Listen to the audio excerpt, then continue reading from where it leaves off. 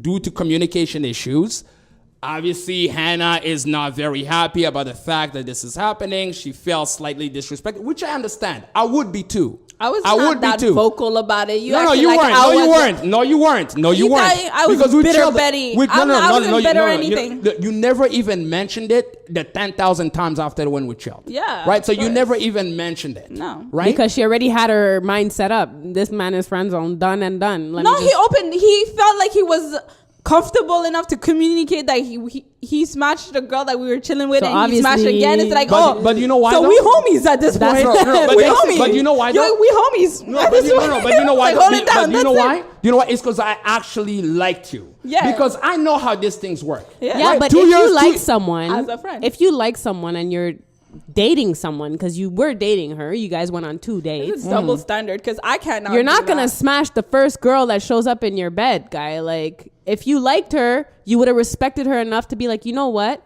this girl, this white girl needs my help. I'll help her. I'll tell her, you know what, I'm actually dating someone. Sorry. But see, if you actually believe that's the truth, you live in an unreal world. Because let me tell you what the real world is with men. Men are only as faithful as their options. If you don't believe anything other than that, you're wrong. But that's you. You're wrong. That's you. No, it's not just me. It's all men. Trust me when I tell you this. If you believe this, your life will be much easier. Right, Chris? I guarantee you this. Men are only as faithful as their options. That's the end of the movie. I see you. I can address that. I actually had a talk. I'll give it to you. I guess that's your type of man. No, it's not my type of man. I believe in men. I believe in men. I believe there's a lot of good men out there. Then you will constantly be disappointed. You're going to live a life of constant disappointment. Not to disappoint you, but you sometimes live in La La Land. It is the truth. Ain't shit. But you know what I mean? But I don't see like that. No, but see, this is the thing. See, that's where the problem comes in. There's a lot of niggas that are fuck boys. There's a lot of niggas that fuck around. But see, that's where the problem comes in. But there is a lot of good men out there. I'm sorry. Do you agree that what he did was a fuckboy move? No. That's a fuckboy move. And I don't fuck with fuckboys. And that is where the problem comes in. It's because when we use words like fuckboys and ain't shit nigga, I said fuckboy move. No, hold on. We are actually ignoring what the true problem is. And when you use words as bitches and hoes, it's the same thing. I never. Did you hear me? Because if I would have smashed his homie, it would have been a different story. Let me tell you why. I'm not calling you a fuckboy. I'm saying that was a fuckboy move. Let me tell you why men are the way that they are. Okay, monogamy itself as a concept is anti-evolution. Hold on. Let me explain. Can I tell you something? Right.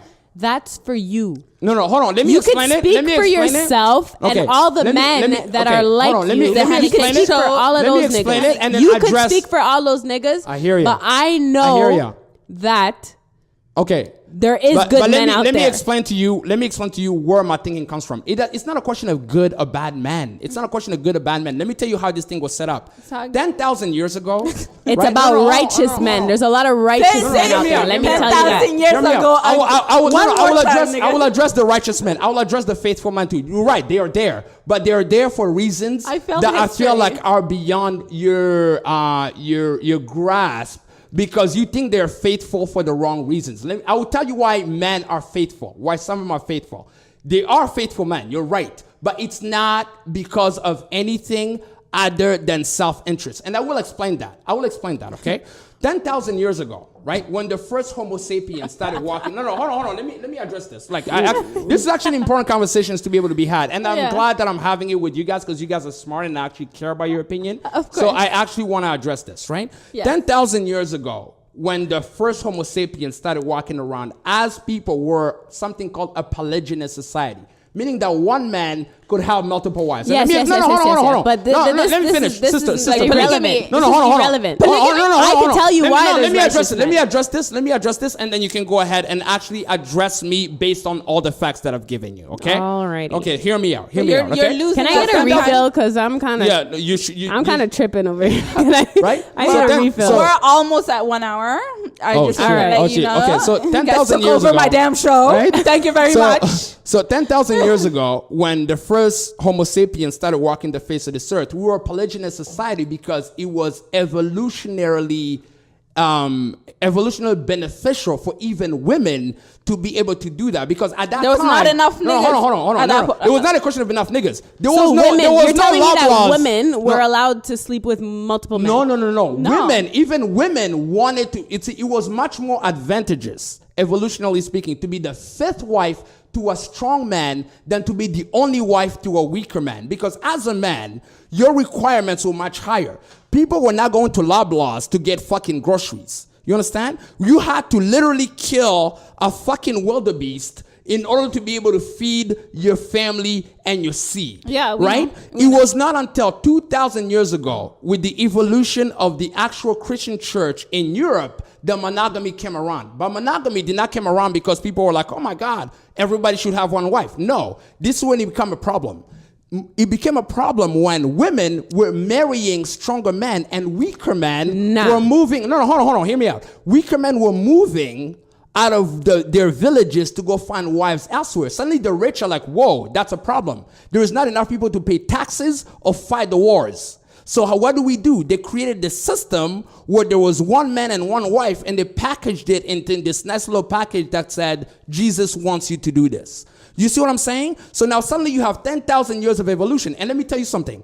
Women are more sexually selective than men for one reason and one reason only. The return on investment on sex is much more advantageous towards men than it is towards women. As a man, if I go out there and I have sex with 100 women over the course of a year, there is a chance I would have 100 babies. If you go out there tomorrow and you have sex with 100 men over the course of the same year, you can only have one baby. Already in the numbers, that's already done for. But see, this is the most important reason.